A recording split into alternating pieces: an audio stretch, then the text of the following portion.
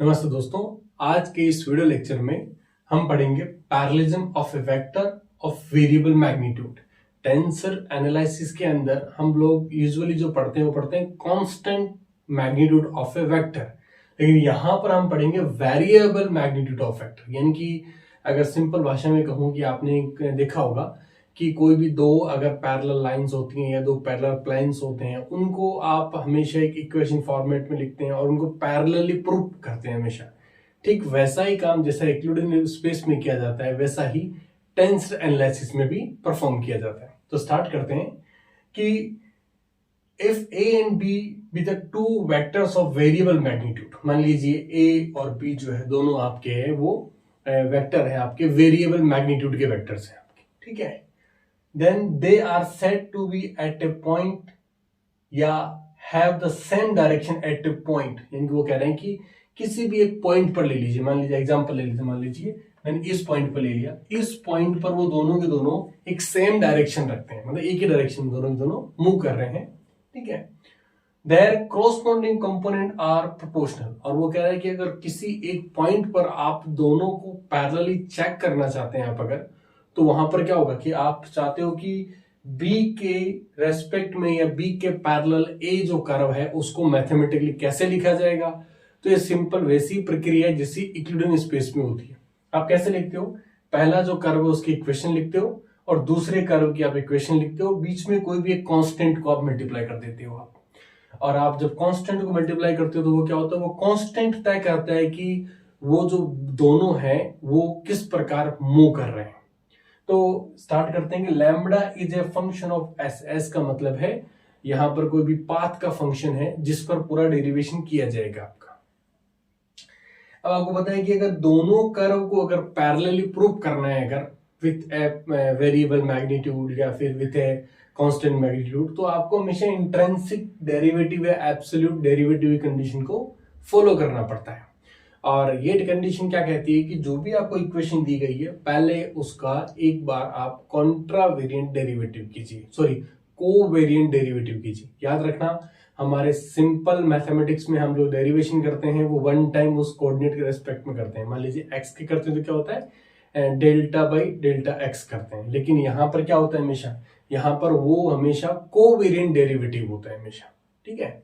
Second क्या होगा, मान लीजिए कोवेरिएंट डेरिवेटिव मैंने दोनों तरफ कर दिया, इसका भी देखो, इस इक्वेशन का कोवेरिएंट डेरिवेटिव मतलब क्या हो गया, मैंने यहाँ पर एक कोमा लगा दिया और विथ रिस्पेक्ट टू के कर दिया, इधर भी मैंने क्या किया विथ रिस्पेक्ट टू के कर दिया। सेकंड कंडीशन क्या होगी, इंट्रिंसिक वाली डेरिवेटिव कंडीशन को फुलफिल करने के लिए जो जिस कोऑर्डिनेट के रेस्पेक्ट में कर्व मोमेंट कर रहा है, जो हमारा क्या है एस है हमारा, ठीक है, उसके साथ और आपका जो डेरिवेटिव है उसका एक इनर प्रोडक्ट और होता है। सिंपल देखो यहां पर क्या होगा, डेल्टा एक्स के अपॉन डेल्टा एस, यानी कि ये जो एक्स के जिसके रेस्पेक्ट में आप डिफरेंशिएट कर रहे हो वो भी तो क्या होगा इस कोऑर्डिनेट के साथ वेरी करेगा, तो वो क्या होगा डेल्टा एक्स के अपॉन डेल्टा एस होगा। सिंपल मैं कह सकता हूं lambda is a path of lambda is depending on A time या एस पाथ।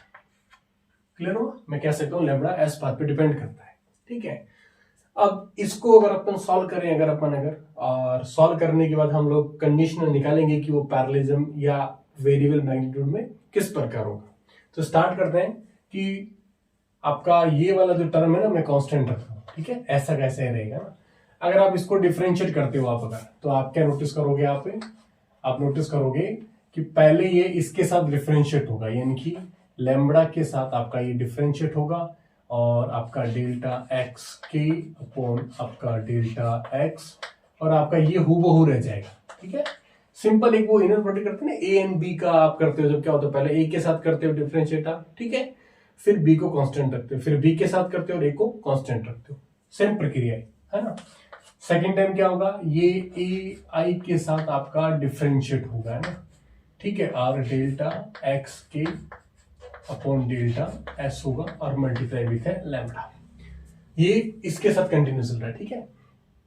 अब देखिए कि आपको पता है कि आपका जो ये डिफरेंशिएशन है आपका, उसमें क्या बोला गया है कि A and B a two vector of variable magnitude, दोनों क्या है वेरिएबल मैग्नीट्यूड है। अब मैं कंडीशन क्या लगा रहा हूं, मैं कंडीशन लगा रहा हूं कि मेरा जो एक वेक्टर है, जो मेरा जो ए वेक्टर जो है जिसके रेस्पेक्ट में इक्वेशन लिखी गई है, इसका मैं मैग्नीट्यूड किसी पॉइंट पर अगर कांस्टेंट कर लेता हूँ, मतलब फिक्स कर, मुझे अगर मेजरमेंट करना तो मुझे क्या करना पड़ेगा, एक को तो फिक्स करना पड़ेगा ना, उसके रेस्पेक्ट में मैं मेजरमेंट करूंगा।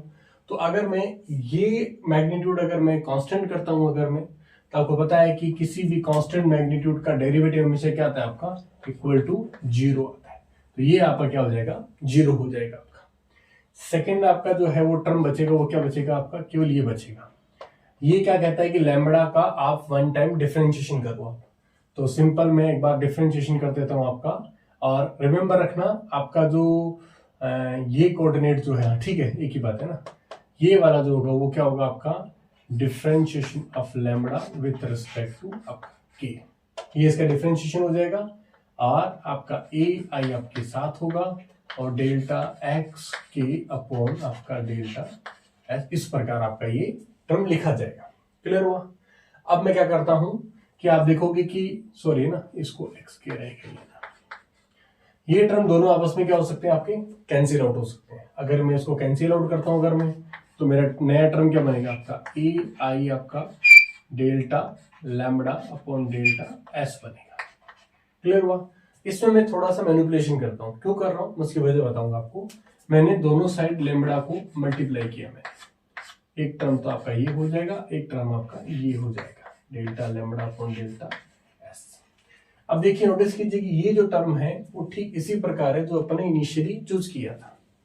तो आपका जो इक्वेशन पार्ट है वो क्या हो जाएगा आपका, वो हो जाएगा आपका बी आपका आई और आपका 1 अपॉन लैम्बडा और delta lambda upon delta S हो जाएगा। अब विचार कीजिए कुछ इस इक्वेशन के ऊपर, इसको कुछ मैं मॉडिफाइड करके इस प्रकार लिख सकता हूं क्या, जैसे मैं लिखने का प्रयास कर रहा हूं, आप लोग उसको देखना एक बार।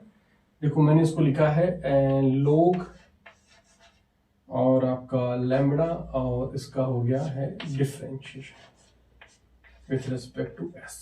क्या इसको मैं इस प्रकार लिख सकता हूं क्या, आराम से लिख सकता हूं कि लोग का डिफरेंशिएशन क्या होगा, 1 अपॉन लैम्बडा, एंड लैम्बडा का डिफरेंशिएशन क्या होगा आपका लोग। ये मैं इक्वेशन लिख सकता हूं पूरी। तो मेरे को जो न्यू इक्वेशन मिला वो क्या मिला मेरे को आपका, कि इसके बराबर आपका है ना, इसके बराबर जो इक्वेशन मिलेगा मुझे क्या मिलेगा आपका, बी आई आपका, और इसको मान लीजिए मैंने एफ और एस मान लिया, आप एफ एस मान सकते हो, एफ लैम्बडा मान लो, अब जो भी इच्छा मान लो आप।